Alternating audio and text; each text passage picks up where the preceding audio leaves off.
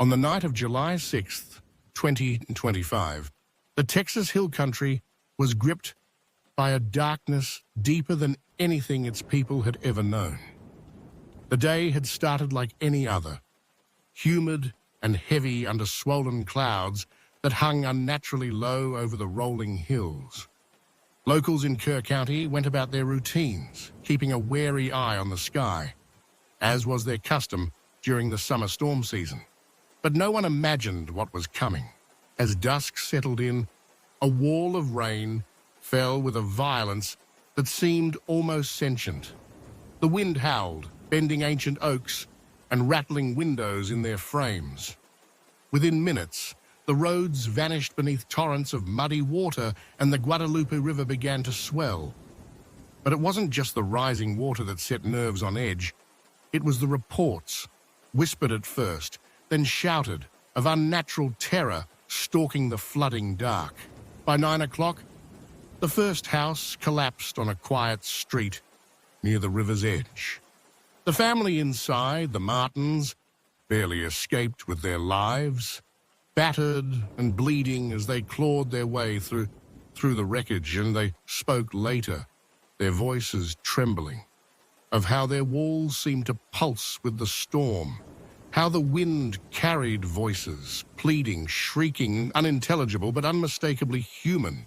The youngest daughter, barely 6, sobbed that she'd seen shapes moving in the rain, pale and thin, their eyes reflecting distant lightning like mirrors. Words spread quickly, even as power flickered and died. Cell phones buzzed with frantic messages. Don't.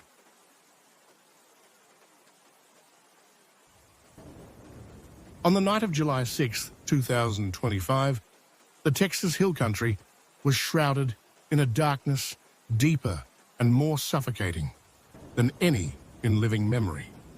A brooding sky pressed down on the rolling hills and winding rivers, swollen now with days of relentless rain.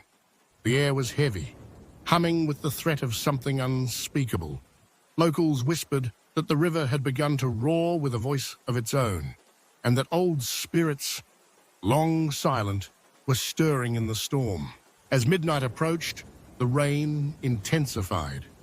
Sheets of water lashed the earth, battering the roofs of homes tucked along the banks of the Guadalupe River.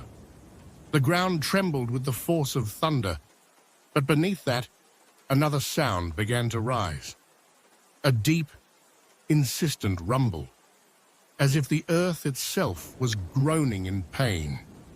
People inside their homes pressed their hands to the glass, peering into the blackness, searching for any sign of what was coming. Dogs whimpered and pulled at their chains, sensing a terror that their owners could not yet name. Then, with a suddenness that would haunt survivors for the rest of their lives, the river surged. In just 45 minutes, the Guadalupe rose 26 feet, a monstrous wall of water crashing through the valley with a speed and power no living soul had ever witnessed. The current tore at the roots of ancient cypress trees, ripped fences from the ground, and smashed through the foundations of homes as if they were made of paper. Sirens wailed, their desperate cries swallowed by the cacophony of wind, rain, and the ravenous river. It was in these moments, as the floodwaters invaded bedrooms and kitchens, that the true horror began. Doors buckled under the weight of the water, windows shattered, and the world outside dissolved into a churning, muddy abyss.